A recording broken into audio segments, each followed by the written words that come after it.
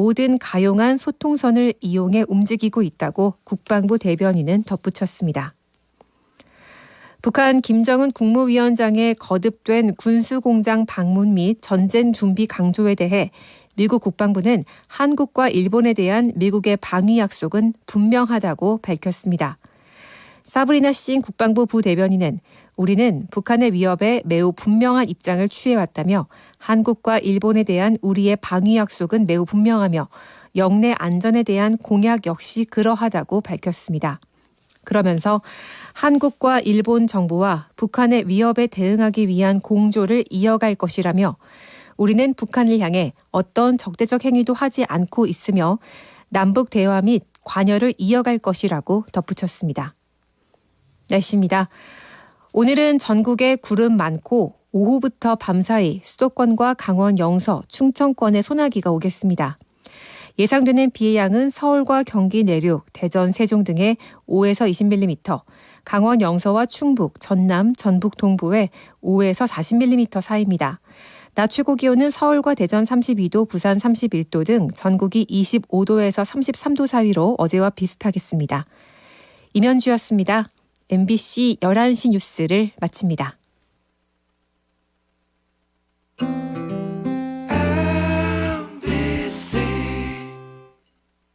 안녕하세요. 전국민 안전 캠페인 홍보대사 오나라입니다.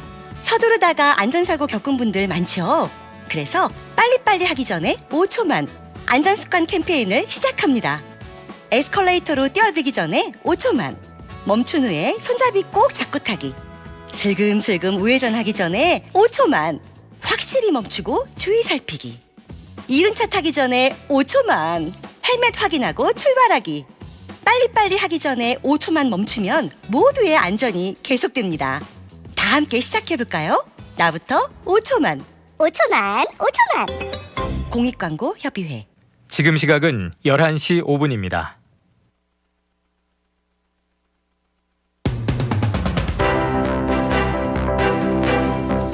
구본상의 허심탄회 8월 16일 수요일 방송 시작합니다. 지난주 농림축산식품부 한운 차관과의 전화 인터뷰에서 집중호우 피해를 짚어보면서 특별 재난지역 추가 선정 이야기를 잠시 했습니다. 충북에서는 청주와 괴산이 앞서 먼저 특별 재난지역으로 지정돼서 정부의 지원을 받게 됐었죠.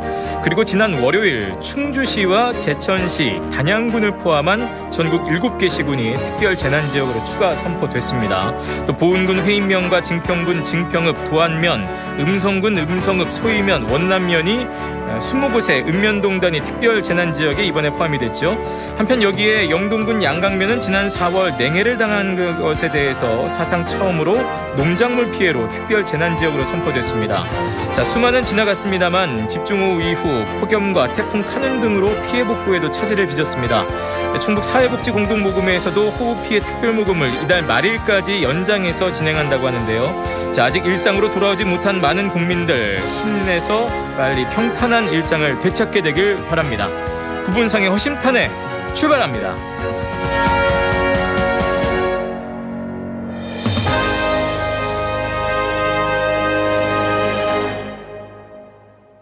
파견 아닙니다. 우리 나이엔 재산 물려주는 게 걱정이죠.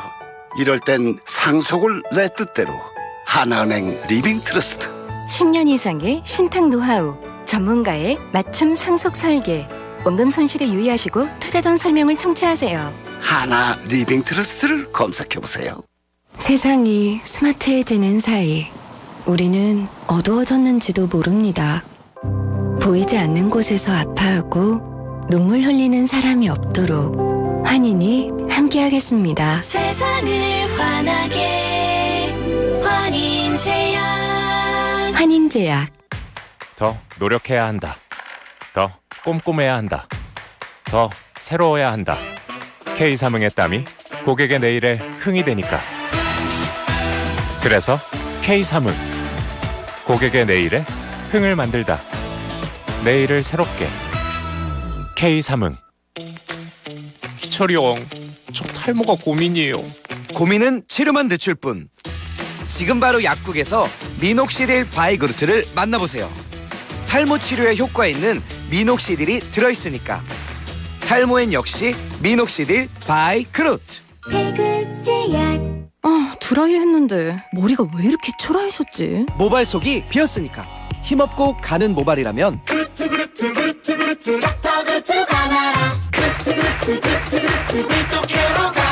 탈모 고민은 잡고 모발 속은 채워주니까 힘있게 자신있게 닥터그루트 밀도 케어. 기능성 화장품. 투자는 당신이 하고 미래에셋증권은 당신에게 투자합니다. 미국 주식 온라인 매수 수수료 무조건 0원. 1원도 아니고 0원. 신규 고객만 아니고 전 국민 무료. 연말까지 무료. 이게 미래에셋증권의 투자다. 미국 주식은 미래에셋증권. 원금 손실 유의 및 투자 전 설명 청취. 매도 시 0.2508% 수수료 발생.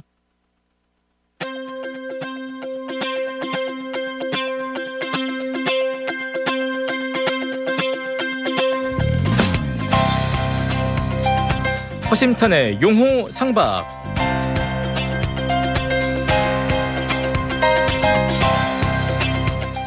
네, 오늘도 저희는 여야 정치인 두 분을 함께 모셔서 여러 가지 현안들 함께 자유롭게 얘기해보는 시간 마련합니다. 허심탄회 용호 상박. 오늘도 저희는 유튜브 안녕 MBC 충북을 통해서 이 시간 함께 하실 수 있겠고요. 또 홈페이지 들어오시면 다시 듣기로 항상 프로그램 전체를 다시 들으실 수가 있겠습니다. 자, 오늘은 저희가 또 이렇게 두 분을 모셨는데요. 송재봉 전 청와대 행정관, 이동석 전 대통령실 행정관, 두 전 행정관님들을 모셨습니다. 안녕하십니까? 반갑습니다. 안녕하세요. 네, 안녕하세요. 반갑습니다. 네, 반갑습니다. 자, 일단 오랜만에들 또 나오셨기 때문에 한 분씩 좀 인사를 좀 부탁을 드릴까요? 뭐 선배님부터 해주시죠. 네, 반갑습니다. 송재봉입니다. 그 더불어민주당 청주시장 후보로도 또 나왔었고요. 또 문재인 정부 시절에 청와대 행정관으로 일을 했었습니다. 뭐 최근에 사실 우리 지역에는 현안이 너무 많았잖아요. 특히 그 수해로 인해서 굉장히 많은 분들이 피와 고통을 겪고 계셨고, 그래서 이 수해가 오송과 강내만 집중된 것이 아니고 사실 제가 요즘 활동하고 있는 오창이라든가 내수 북이 이런 지역도 피해가 상당히 있었거든요. 네네. 그래서 이런 지역에 직접 가서 좀 자원봉사 활동도 하고, 또 오송 그 지하차도 참사는 결국은 이제 국무총리실의 그 감찰을 통해서도 인재로 이제 밝혀진 거잖아요. 그래서 많은 공직자들에 대해서 책임을 묻겠다 이러고 있는데, 저희가 볼 때는 하위직들의 책임도 있지만 재난관리 책임자로서의 그 광역단체장 김영환 지사라든가 또 이범석 청주시장 또한 그 책임을 져야 된다라는 것이 저희 생각이고, 그래서 그 책임을 물을 수 있는 방법이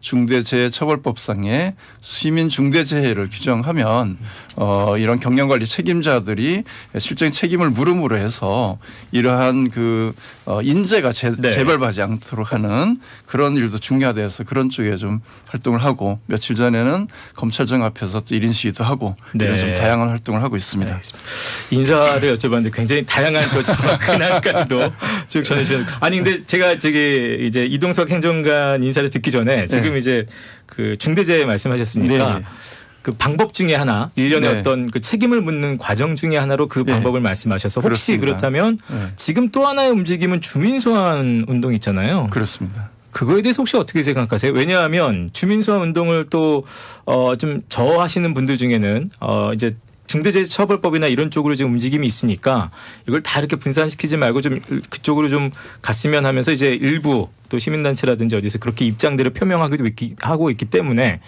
그에 관련해서 어떻게 생각하시는지 짧게 좀 듣고 이동석 행정관 인사 듣겠습니다. 예, 주민 소환은 어떻게 보면 시민들의 당연한 권리의 영역이죠. 그래서 시민들이 볼 때 더 이상 그 단체장이 그 직을 수행하는 것이 적절치 않다라고 판단이 되면 시민들이 소환을 할 수 있거든요. 그래서 이번에 볼 때 그것이 그만큼 중대하다라고 생각한 분들이 중심이 돼서 도지사에 대한 주민 소환 운동을 시작을 했죠.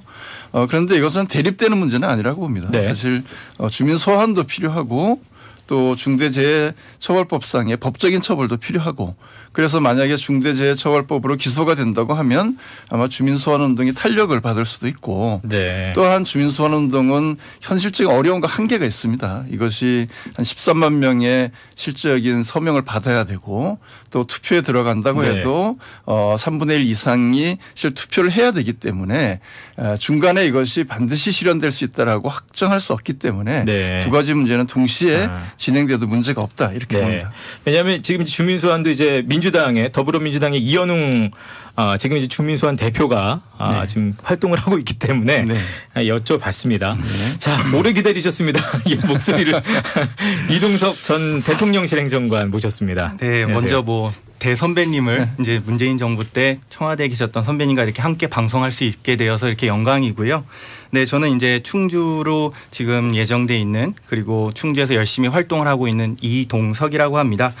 최근에 충주에서는 이제 특별 재난 지역 선포가 있었습니다. 그것과 관련해서 뭐 저도 계속해서 대통령실과 호흡을 맞추면서 이 재난 선포가 있을 수 있도록 이렇게 최선의 노력을 다해 왔고요. 뭐 저는 지금 여러 가지를 지금 충주를 위해서 어떤 것을 변화시킬 수 있을지 지금 열심히 고민하고 또 생각을 하고 있습니다. 일단 우선 9월 10일 그러니까 9월 10일 날 출판 기념회를 시작으로 해서 네, 열심히 활동을 하려고 하고요. 출판에 있어서 가장 걱정을 했고 가장 생각을 많이 했던 것이 바로 책 제목이었습니다. 바로 서는 충주라고 이렇게 정했는데요. 윤석열 정부가 1주년 때 내세웠던 바로 서는 대한민국 그거를 캐치프레임으로 해서 다시 세우는 충주 이런 식으로 제가 설계를 다시 해볼까 합니다.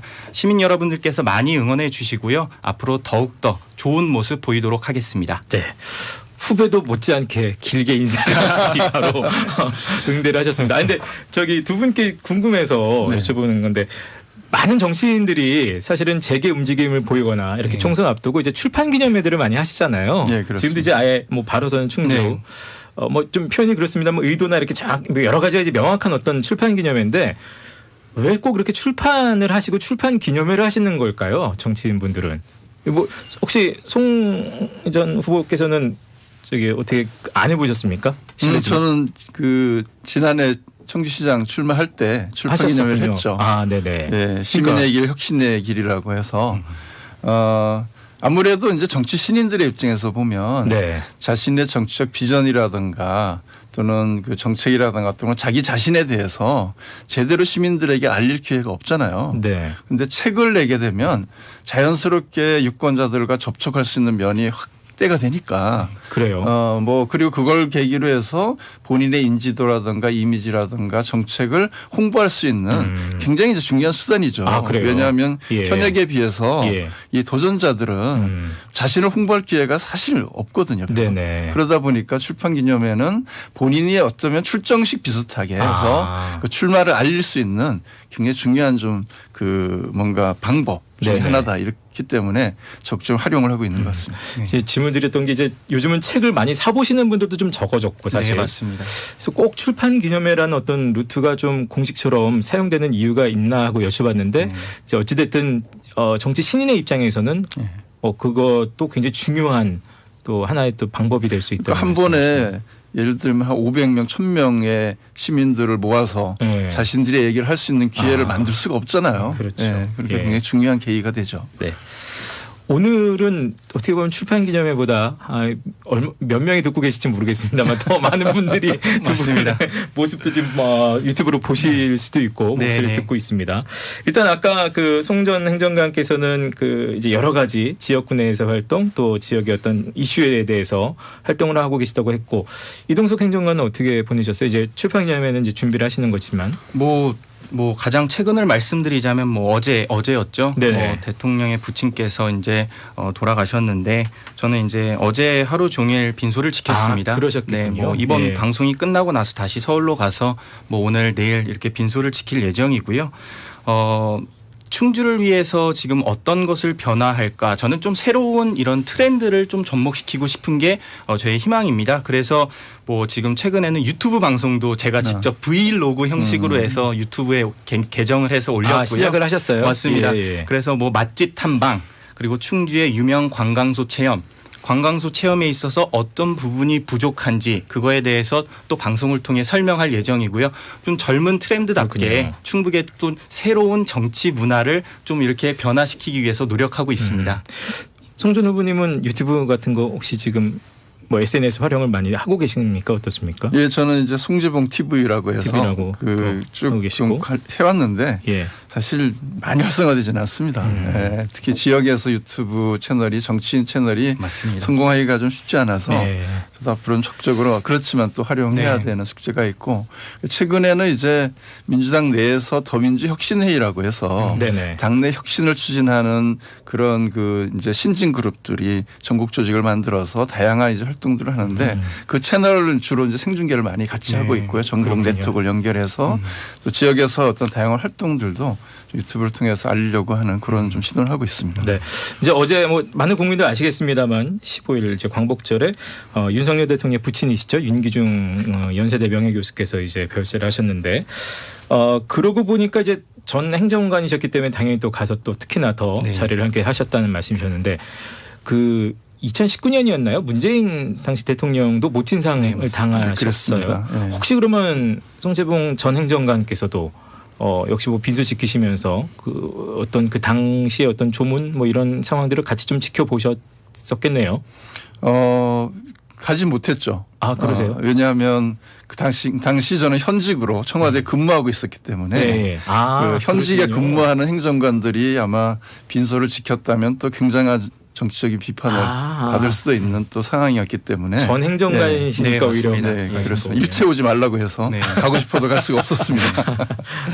아니 왜냐하면 또 그 어떤 빈소를 통해서 사실은 왜 그동안에 뭐 예를 들어 경색되어 있던 국면에서 여야의 어떤 대화의 만남의 장이 되기도 하고 하기 때문에 2019년 당시는 좀 어땠고 이번엔 또 좀 어떤 분위기였는지 그런 것도 좀 현장에서 어제 저기 왜 이재명 대표도 가셨잖아요. 맞습니다.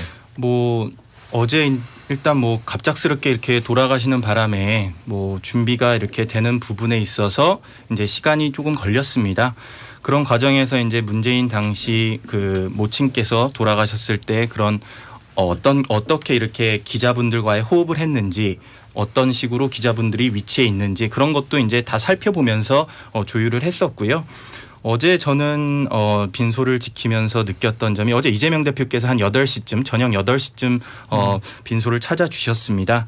근데 이제 처음에 들어가셨을 때 그 표정은 그다지 밝진 않았어요. 뭐 이거는 이제 기사에 나온 내용이 아니라서 말씀을 드리는 건데. 뭐 상가에 가면서 사실 밝게 가시는 맞습니다. 분이 없죠. 그래서 이제 처음 들어가셨을 때 그런 표정에 있어서 여러 가지를 느낄 수 있었고 한 20분 정도 빈소를 지키셨거든요.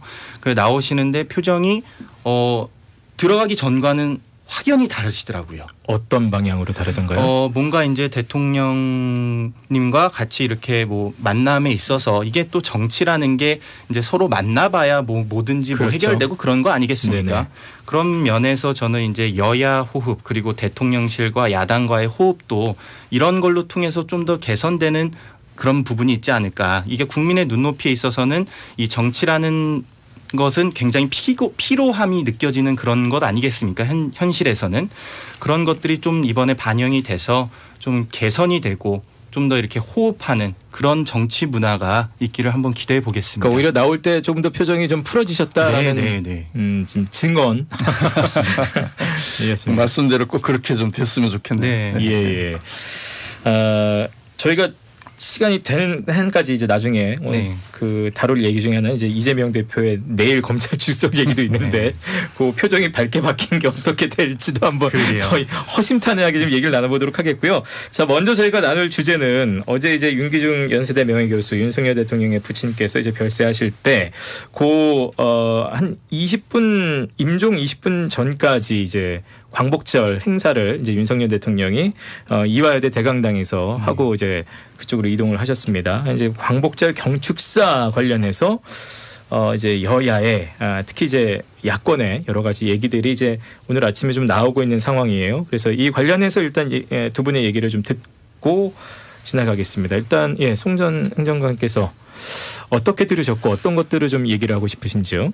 글쎄 이게 윤석열 대통령께서 지금 상중이신데 이 참 또 어제 그 이 경축사에 대해서 또 또 비판적 얘기를 해야 되니까 좀 마음이 편치는 않습니다. 그러나 네. 또 공무원 고고 사는 사기 때문에 경축사에 대해서 얘기를 하지 않을 수가 없습니다. 사실 어제 저도 이제 쭉 들었거든요. 네. 들으면서 약간 좀 제 귀가 의심스러웠어요.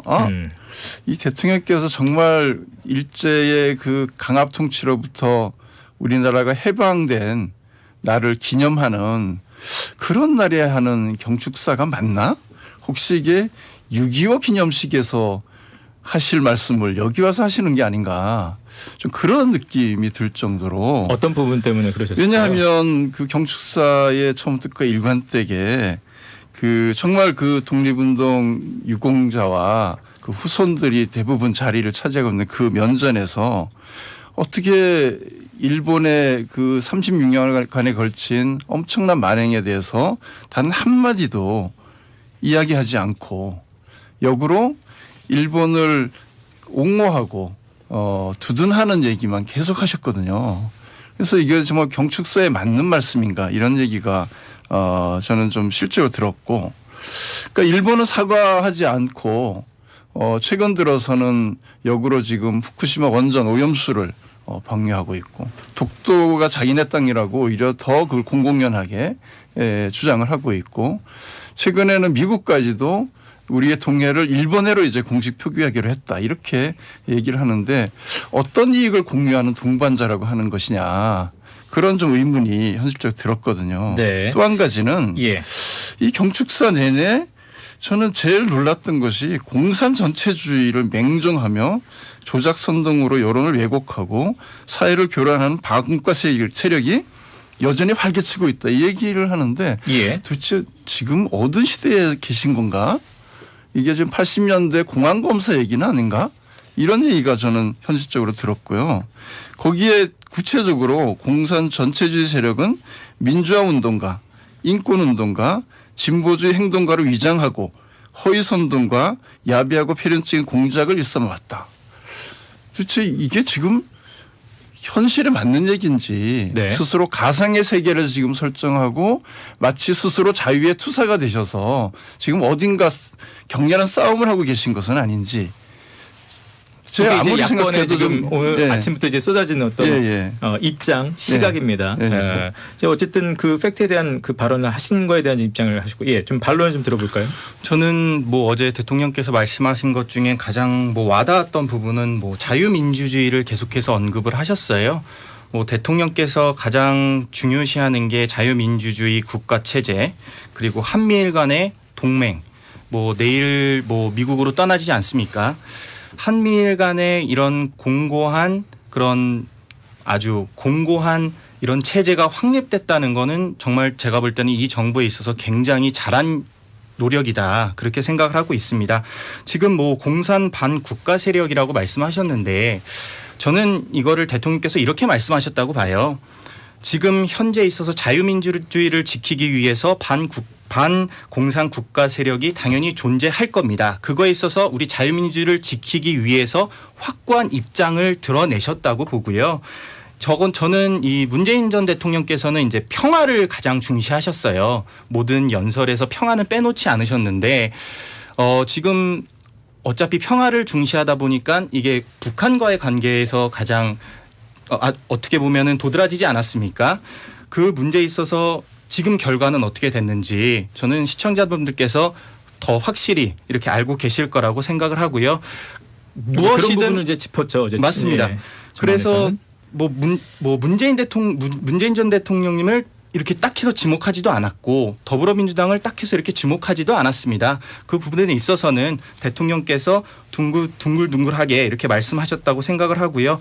각 정부에 있어서 가장 중시하는 국정 철학이 분명히 존재를 합니다. 저는 윤석열 정부에서는 자유민주주의라고 생각하고요. 문재인 전 대통령께서는 평화를 중시하셨죠. 이거는 결국 후세가 평가할 일이다. 저는 그렇게 생각을 하고요. 앞으로도 윤석열 대통령께서는 자유민주주의를 가장 중시하실 겁니다. 네.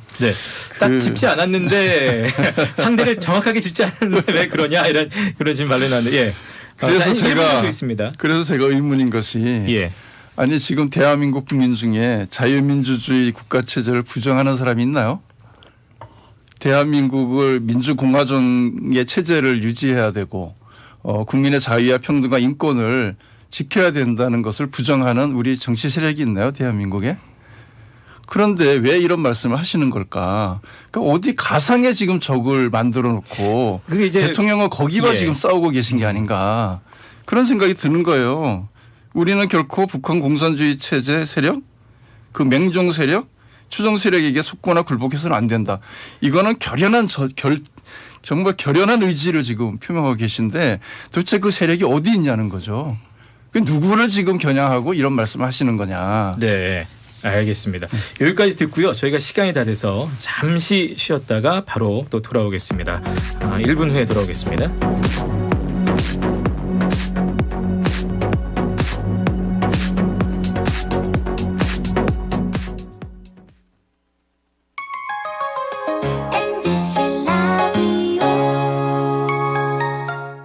안녕하세요. 전국민 안전 캠페인 홍보대사 오나라입니다. 서두르다가 안전사고 겪은 분들 많죠? 그래서 빨리빨리 하기 전에 5초만 안전습관 캠페인을 시작합니다. 에스컬레이터로 뛰어들기 전에 5초만, 멈춘 후에 손잡이 꼭 잡고 타기, 슬금슬금 우회전하기 전에 5초만, 확실히 멈추고 주의 살피기, 이륜차 타기 전에 5초만, 헬멧 확인하고 출발하기. 빨리빨리 하기 전에 5초만 멈추면 모두의 안전이 계속됩니다. 다 함께 시작해볼까요? 나부터 5초만. 5초만. 공익광고협의회. SNS 매너가 무너진 세상. SNS 매너 권법을 익혀라. 조상권. 타인의 얼굴을 보호하는 스티커 매너. 저작권. 합법적인 음원 체크. 영화 작품 유료 폰트 등을 함부로 쓰지 않는 매너. 상표권. 상표 대용 판매는 불법. 비매너. 이것이 SNS 고수의 매너 권법. 매너를 지켜야 SNS가 즐거워요. 공익광고협의회.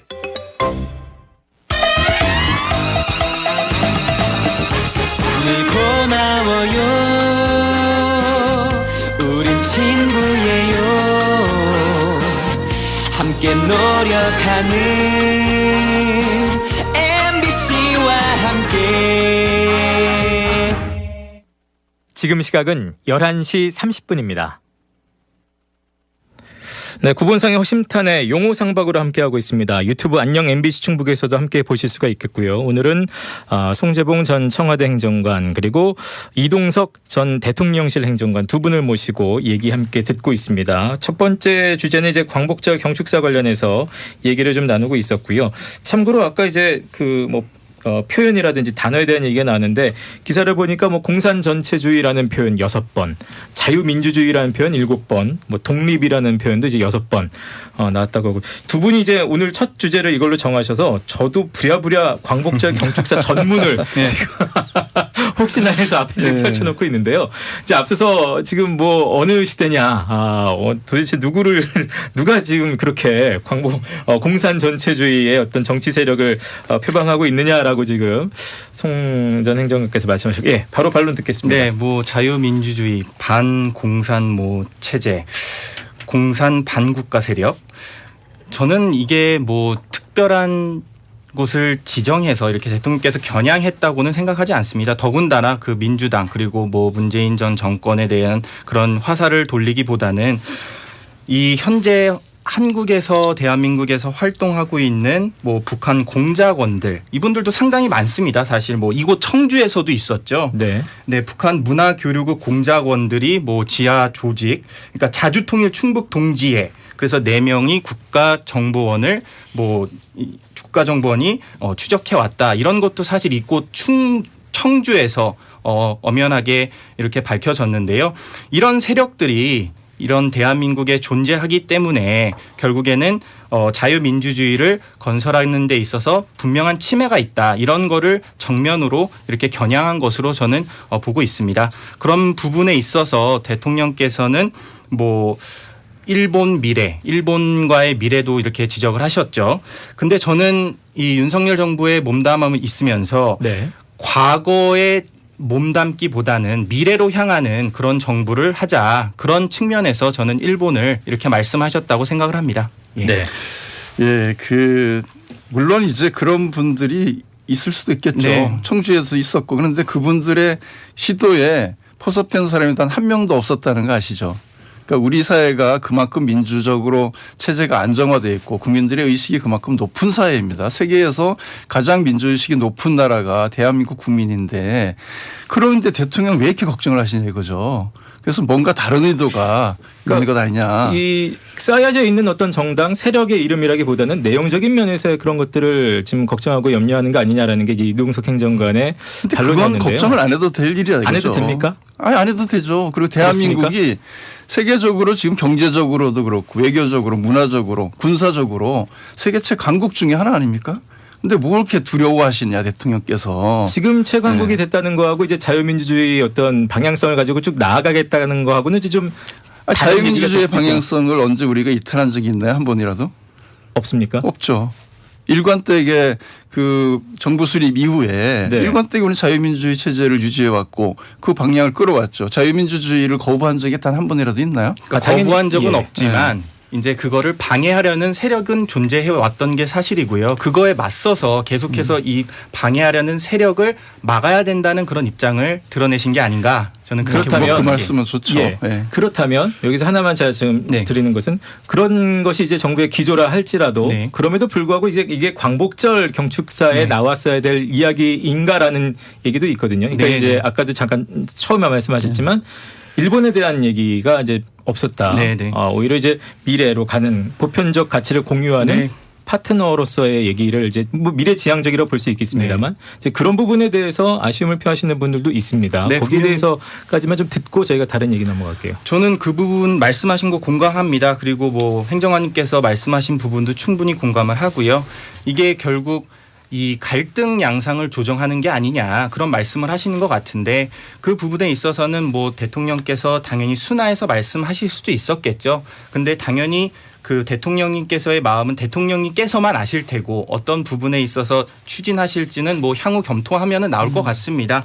그리고 일본과의 관계에 있어서는 이번 정부는 확실히 미래로 가는 일본 관계라고 저는 생각을 합니다. 그 부분에 있어서 많이 아쉬워하시겠지만 그래도 미래를 향한 발걸음이다 보니까 국민 여러분께서 많이 지지를 해주시면 어떨까 하는 생각을 해봤습니다. 제가 한마디만 더 드리면요. 대통령의 연설은 사실 굉장히 중요하고 그 주는 메시지가 굉장히 크거든요. 그렇기 때문에 국가 지도자로서의 품격과 또 국민 통합을 이끌어내고 비전을 제시하는 게 보통 경축사에서 하는 일인데 갈등과 분열의 언어를 이렇게 강경하게 쏟아내게 되면 결국 우리 사회를 어떻게 끌고 가겠다는 것이냐 그런 데 대해서 우려가 된다. 그런 면에서 조금 더 신중하게 언어를 표현하시면 좋겠다. 이런 말씀을 좀 드리고 싶습니다. 네. 자, 광복절 또 맞이하면서 또 특별 사면이 또 있었습니다. 이제 그 부분 얘기를 잠깐 짚어보고 갈 텐데요. 2,176명에 대해서 광복절 특별 사면을 정부가 발표를 했고요. 또 사실은 그 밖에도 이제 운전면허 취소 같이 행정 제재 대상자 81만여 명에 대해서도 이제 특별 감면 조치가 함께 취해졌는데 여기 이제 경제인들이 이번에는 좀 대거 이름 올렸다라는 그런 평이 나오고 있습니다. 특별 사면 관련해서는 어떻게 보시는지 또 사실 저희가 이제 이름이 나올 것 같습니다만 또 이제 정치인들 또 사면 복권된 부분에 대해서도 지금 얘기가 좀 나오고 있거든요. 이것도 역시 송 행정관 먼저 좀 포문을 열어주시면 반론 듣겠습니다. 사실 대통령의 사면권은 굉장히 신중하게 행사돼야 된다. 이것이 지금까지 일반적 원칙이었습니다. 그 이유는 이게 우리는 상권 분리 국가이고 그것으로 민주공화정을 지탱하는 핵심 원리이기 때문에 사법부에서 확정 판결이 난 이 사람을 사면을 할 때는 그만큼 국민적 동의와 공감대가 그래서 형성돼야지만 사면을 하는 것이 원칙이다 이렇게 생각을 합니다. 그런데 이번의 경우 한쪽에서는 경제인 사면 뭐 충분히 이해할 만합니다만은 그 경제인들을 사면한다고 해서 정말 국민 통합이 되고 경제 발전에 도움이 되느냐 지금까지 보면 별로 무관했다 이런 이제 평가가 많고요. 특히 이제 지적하는 것이 그 김태우 강서구청장 사면 문제입니다. 여기서는 대법원에서 확정 판결이 난 지 3개월 만에 대통령께서 무슨 공익제보자라는 명분을 가지고 사면을 해버렸단 말이죠. 이것은 정말 우리 사법체계에 굉장히 중요한 흠집을 낸 것이고 헌법체계를 유린한 것이다. 이렇게까지 표현할 만큼 저는 심각한 문제다 이렇게 생각을 하고요. 또 이분이 나오자마자 바로 강서구청장에 출마하겠다고 지금 선언을 했어요. 그렇다고 하면 그 재보궐선거 원인 제공자가 다시 출마하겠다고 하는 이런 좀 해괴한 일이 벌어지게 하는 상황이 됐기 때문에 이런 방식의 사면은 정말 적절치 않다 이렇게 생각을 합니다. 네, 말씀드리면 지금 전 강서구청장 같은 경우 이제 공익제보자라고 이제 표현을 하셨잖아요. 근데 공익제보자라는 그런 거를 보호하기 위한 조치가 무엇이 있었습니까? 공익제보자라고 말씀을 하셨지만 만약 이게 범죄자라고 표현을 하셨으면 이게 다른 문제죠. 하지만 행정관님께서도 공익제보자라고 말씀을 하셨으니까 이분은 제가 한 건 아니고 네. 대통령께서 그런 명분으로 사면을 했다는 맞습니다. 얘기입니다. 그래서 네. 이제 문재인 정부 때도 이분은 공익제보자라고 표현을 했었고 언론에서 그렇게 다뤄져 왔습니다. 공익제보자가 보호를 받아야지 대한민국은 더욱더 미래 발전 가능성이 있다고 보고요. 저는 지금 이게 윤석열 정부에만 있어서 이런 문제가 나오는 것은 아닙니다. 사실 문재인 전 정부에서도 정봉주 전 의원이 있었습니다. 이명박 전 대통령의 BBK 실소유 의혹으로 처벌을 받은 사안이 있었고요. 이분도 당연히 이제 석방이 되셨고 이광재 전 강원지사도 있었습니다. 그리고 저는 가장 문제가 되는 게 이석기 전 의원의 가석방 문제라고 생각을 하거든요. 이 문제에 있어서 이분들이 왜 나왔는지 그러니까 조금 전에 말씀하셨듯이 대법원 확정 판결을 받았는데도 불구하고 실형을 면해줬다. 이거는 전 정부에서도 똑같이 하고 있지 않습니까? 결국은 국민의 눈높이에 맞춰서 이제 사면이 이루어져야 되는데 그 부분에 있어서 당연히 반대 진영에 있으신 분들은 당연히 불만족스럽게 생각을 하시겠죠. 근데 그 부분에 있어서 국민 통합을 어느 정도 의견 수렴을 더욱더 하는 게 어떨까 하는 그런 생각을 해봤습니다. 그러니까 저도 사면 자체가 대통령의 고유 권한이기 때문에 사면을 아예 하면 안 된다 이런 얘기를 하는 게 아닙니다. 사면을 할 수 있지만 그 사면을 할 때는 충분한 국민적 공감대와 나름대로의 타당한 이유가 있어야 되는데 이 김태우 그 강서구청장의 경우는 확정 판결을 받은 지 3개월밖에 안 됐어요. 그리고 이것을 기소한 것도 사실 윤석열 대통령이 검사로 있던 시절에 기소한 거예요. 그리고 이 헌재의 법원에서 3심까지 가서 최종 확정 판결을 받았다고 하면 본인은 공익제보자라고 주장할지 몰라도 사실은 공무상 비밀누설을 한 공직자로서 해서는 안 될 일을 한 것이단 말이죠. 그래서 처벌을 받은 건데 이것을 마치 그 문제가 있었던 것처럼 해서 스스로가 기소했던 것은 스스로 풀어버리는 이런 방식으로 접근하는 것이 과연 적절하냐. 그것도 시기가 있잖아요. 어떻게 형 확정된 지 3개월 만에 이런 일을 합니까? 한 3년이라도 지났다고 하면 충분히 이해할 수 있어요. 그런데 이건 좀 잉크가 마르기 전이라고 우리가 흔히 얘기하듯이 잉크도 마르기 전에 사면을 해버리면 그러면 사법부는 뭐 하러 있는 거냐. 이런 문제를 제기할 수밖에 없다 이런 얘기를 하는 겁니다. 네. 사법부가 존재할 이유가 없다. 그러면 아예 제가 볼 때는 저희 둘은 지금 공감대가 선 것 같아요. 이 사면 자체가 이루어지면 안 된다. 그러니까 이게 사면이라는 거는 대통령의 고유 권한이라고 말씀을 하셨고 지금 사법부가 내린 판결에 사면을 하게 된다면 그건 역시 사법부에 반하는 행위가 되겠죠. 그렇죠. 그래서 대통령께서 이거를 어떤 판단을 하셨는지는 이제 추후 밝혀지겠지만 저는 공익제보자라는 그런 측면에 있어서는 철저히 보호가 돼야 된다고 저는 생각을 합니다. 더군다나 이 사건은 과거의 사건은 조국 전 민정수석과 연루가 돼 있는 상태이기 때문에 그것과 관련해서 어느 정도 이 현재의 정치적인 대립 관계 그런 것도 한몫을 했을 거라고 보고요. 지금 이 문재인 전 정부 당시에도 저는 아까 말씀드렸다시피 이석기 전 의원의 가석방 문제를 말씀드렸는데 이 논란 자체도 그때 당시에는 이 국민적인 그런 논의가 전혀 되지 않은 상태였어요. 그때 당시에 박근혜 전 대통령의 사면과 더불어서 가석방이 같이 묶여서 이렇게 들어갔거든요. 저는 이런 것도 사실 어떻게 보면은 하나하나 설명을 하는 과정이 정부 차원에서 부족했다고 봅니다. 이번에 또 당연히 이제 공익제보자 차원에서 왜 안 되냐 이런 식보다는 더욱더 이런 부분에 문제가 있으니까 이런 거를 좀 더 해결하기 위해서 국민께 전하는 그런 소식 절차가 있었으면 어땠을까 하는 그런 생각을 해봤습니다. 그러니까 이제 현재까지 보면 이분은 공익 제보자가 아니고 공무상 비밀을 누설한 범죄자입니다. 그런 분을 사면을 해준 거예요. 그리고 만약에 정말 사면을 하고 싶었으면 조국 전 법무부 장관 재판이 지금 1심이 끝나지 않았습니까? 네. 제가 볼 땐 3심까지 끝나서도 조국 장관이 유죄로 확정이 되면 그때는 전 해도 된다고 봐요. 근데 지금은 법원에서 분명히 이분은 범죄자라고 형을 확정해 놨는데 그리고 현재 그것이 공익제보자인지 아닌지도 확정되지 않았어요. 그러면 그 조국 장관의 재판이 끝난 다음에 해도 아무 문제가 없어요. 그때는 그리고 저는 국민적 공감대도 형성될 수 있을 거라고 봐요. 만약에 그때까지 기다려서 했다면. 근데 지금은 그렇지 않은 상태에서 해버린 거예요. 그래서 저는 시기적 적절성도 맞지 않고 특히 지금 구청장을 본인 때문에 지금 보궐선거를 하게 됐는데 거기 또 나온다는 거잖아요. 이런 일이 적어도 대한민국 정치사회에 있었냐 이거죠.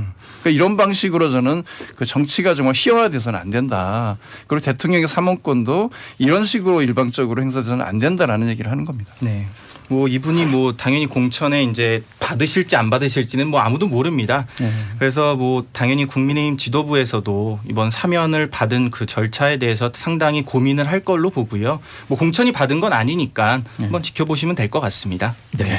그럼 그 부분 한 번만 다시 여쭤볼게요. 네. 지금 이제 그게 이제 정치적으로 이제 그 부분에 대한 얘기 여기까지 마무리 짓고요. 이제 정치적으로 봤을 때, 정치공학으로 봤을 때 지금 10월에 강서구청장 서울입니다. 서울 강서구청장 보궐선거가 열리게 되는데 이제 국민의힘에서는 뭐 당연히 무공천 얘기를 했었는데 이분이 이제 특별사면 받고 출마 의사를 밝혔단 말이에요. 이게 어떻게 풀려가게 될지 또 어떻게 풀려가야 된다고 보시는지요? 이게 아무래도 뭐 이제 재보궐을 앞두고 국민의힘 내부에서는 이제 그 지도부는 공천심사위원회를 꾸릴 겁니다. 네, 재보궐 공천심사위원회죠. 그러면 그곳에서 이제 당연히 공천심사 과정을 겪게 될 거고요. 그 과정에서 제가 볼 때는 국민의 눈높이에 맞춰서 이 공천심사가 이루어져야 되지 않을까 싶습니다. 왜냐하면 이게 지금 상당히 국민의힘 입장에서 부담스러울 수밖에 없는 이유가 뭐냐면 이게 내년 총선이란 말이죠. 내년 총선을 앞두고 실행되는 재보궐선거예요. 네네. 그러니까 언론에서는 지금 강서구청장이 그 선거에 확고히 그렇게 집중할 걸로 저는 보고 있습니다. 뭐 실제가 아니더라도 일단 언론에서는 그걸 리트머스 시험지로 지금 다들 얘기를 하고 있기 때문에 그래서 그 부분에 있어서 상당히 부담스럽지 않을까 저는 생각을 하고요. 이게 뭐 지금 어떤 식으로 될지는 모르겠지만 근데 이제 그래서 나오는 얘기가 제일 시나리오가 역시 무소속으로 이제 나오게 된다라는 시나리오가 이제 제일 있는데 그게 이제 그렇게 됐을 때 그게 과연 성공할지 그리고 설사 그게 성공한다고 할지라도 지금 말씀하신 것처럼 그 하나의 선거가 보궐선거가 향후 총선에서 어떤 그 국민들에게 어떤 또 뉘앙스를 어떤 걸 좀 사인을 주게 될지가 굉장히 좀 국민의힘으로서는 여러 가지 좀 곤혹스러운 상황 아니겠어요? 또 어떻게 보면 뭐 무공천으로 될 수도 있는 거고요. 그랬을 때 그 무소속으로 나오실 수도 있는 여지는 충분히 있다고 생각을 합니다. 근데 무소속으로 나왔을 때 저는 당선이 되실 거라고 봐요. 네. 왜냐 지금 너무나도 유명해지셨기 때문에 아무래도 인지도가 상당히 올라가지 않았습니까? 그 부분에 있어서 좀 성공하시지 않을까. 그래요. 예. 어떻게 예상하시나요? 글쎄 뭐 다른 집 얘기긴 합니다만 국민의힘 입장에서 공천을 하는 것이 상당히 부담이 될 수밖에 없을 거라는 생각은 듭니다. 그런데 또 그 대통령실에서 어떤 판단을 하는지도 중요하잖아요. 사면 복권까지 한 걸로 봐서 출마가 가능하게 일단 길을 열어줬단 말이죠. 그렇죠. 그렇다고 할 때 공천을 할지 안 할지는 뭐 그건 국민의힘의 판단이고 원칙적으로 보면 공천 안 하는 게 맞죠. 규칙이 있는 정당은 공천하지 않는다는 원칙을 다 양당이 가지고 있기 때문에 뭐 그런 상태이고 무소속으로 출마한다면 그건 강서 구민들이 판단할 문제잖아요. 뭐 어떻게 될지 그걸 지금 예단하기 좀 어렵다 이렇게 봅니다. 네. 김태우 전 서울 강서구청장의 얘기가 이제 특별사면에서 가장 핫했고요. 저희 시간이 다 가서요. 한 4분 채 안 남았는데요. 이재명 민주당 대표가 이제 내일 검찰 출석 하게 됩니다. 네 번째 출석 요구를 받은 상황인데 이 얘기 잠깐 이동석 행정관께 좀 듣고 그렇게 조금 지나가겠습니다. 지금 뭐 제가 판단했을 때는 그리고 제가 주변에 이렇게 취재를 해본 결과 뭐 이재명 대표의 검찰 출석은 이번만이 아닐 것이다. 결국 이제 뭐 백현동 연도 변경도 있는 거고 네네. 뭐 대북 송금 그 사건도 있지 않습니까? 그렇죠. 그래서 뭐 수원지검에 출석을 해야 되는 그런 부분도 있을 테고 예. 만약에 이제 구속영장이 발부가 된다 그러면 일단 뭐 법원에서 이렇게 출석을 해서 해야 되는 과정이 남았기 때문에 저는 이재명 대표가 내일 나가서 또 어떤 발언을 할지 그 부분에 주목을 하고 싶어요. 지금까지 일단 지금 내일 건이 네. 백현동 아파트 용도 맞습니다. 변경 건인데 네. 지금 이재명 대표 발언이 하나 나온 게 있습니다. 네. 박근혜 정부에서 네. 하라는 대로 한 거다. 결국 이제 쉽게 얘기하면 국토교통부에서 협박했다라는 뭐 그 전에 그런 일련의 어떤 얘기 주장이 좀 계속 맞닿아 있는 얘기를 또 했거든요. 맞습니다. 예. 저는 이게 이재명 대표의 전략적인 정치 기술이다 이렇게 생각을 해요. 저도 그 기사를 봤을 때 정말 깜짝 놀랐거든요. 아, 박근혜 전 대통령을 이렇게 끌어들이는구나. 결국엔 박근혜 전 대통령을 끌어들임으로써 본인의 그런 죄에 있어서 좀 이렇게 어느 정도 분리를 하려는 시선 분리를 하려는 그런 행보가 아닐까 생각을 하고요. 이재명 대표가 내일 출석을 하는데 어떤 발언을 할지 말씀을 드렸는데 저는 결국에는 검찰에 대한 불만을 더욱더 강하게 드러낼 네네. 것으로 봐요. 지금 뭐 민주당 의원님들은 지금 뭐 수원지검에 출석해서 뭐 연자 농성까지 하지 않았습니까? 그런 거로 봤을 때 저는 검찰의 판단, 그러니까 사법부의 판단에 있어서는 사법부의 판단에 맡겨두고 이런 정치적인 행위는 그와는 별개로 움직여야지 되지 않을까 저는 그런 생각을 합니다. 네. 그 백현동 문제의 핵심을 보니까 이게 식품연구원 부지를 식품연구원이 빨리 매각을 하고 지방 이전을 하는 비용을 마련해야 되기 때문에 식품연구원이 제일 급했던 일이죠. 그래서 이걸 그 대통령과 청와대에 여러 가지 요구를 했다는 거잖아요. 그래서 그 박근혜 대통령께서 국제무역투자회의에서 2차와 5차 회의 때 저희 한 3차 찍었습니다. 용도 변경을 요구했고 또 청와대 대책회의에서도 이걸 빨리 시행하라 이렇게 얘기를 했다는 거죠. 그러니까 국토부에서 똑같이 3차례에 걸쳐서 용도 변경을 요구하는 공문이 왔고 식품연구원에도 3차례에 걸쳐서 공문이 왔다는 거예요. 그렇다고 하면 이 백현동 사업의 핵심적인 출발선 자체가 박근혜 정부의 국정과제 수행을 위해서 3차례에 걸쳐서 부단히 요구를 했고 성남시는 그걸 받아서 수행할 뿐인데 이걸 가지고 지금 수사를 하고 처벌하겠다는 게 말이 되냐 이런 지적을 하고 있는 겁니다. 예, 저 일단 광고 듣고 와서 마무리하겠습니다. QM6 LPG 10만 대 돌파. 카운트다운 시작. 1회 충전으로 서울에서 부산까지 완주. 탁월한 연비로 사랑받은 QM6 LPG와 함께하는 8월 한정 특별한 혜택. 160만 원 상당 QM6 퀘스트 옵션 혜택까지. 지금 바로 전 시장에서 만나보세요. 르노코리아 자동차. 자네 기름값 아껴주는 트럭버스 타이어 AH51 들어봤는가? 마일리지 보증까지 된다던데. 난 이미 TBX 앱에서 받는걸. 후륜 전용 신상 타이어 DH51도 나왔더라고. 대한민국 대표 타이어 한국 타이어 TBX 앱에서 다양한 타이어 정보와 멤버십 혜택까지 만나보세요. 한국 타이어 TBX. 네, 두 분과 함께한 시간 이제 마칠 시간이 다 됐네요. 짧게 좀 인사드리면서 못다한 얘기는 또 듣겠습니다. 예. 예, 오늘 정말 뭐 그 여러 가지 현안 함께 얘기할 수 있어서 좋았고요.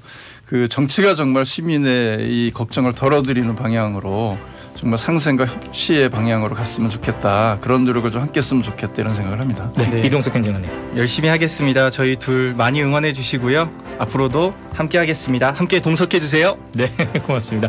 두 분은 또 저희가 조만간 다시 모셔서 못다한 얘기들 나누겠습니다. 저도 함께 물러가죠. 고맙습니다. 감사합니다. 네, 고맙습니다.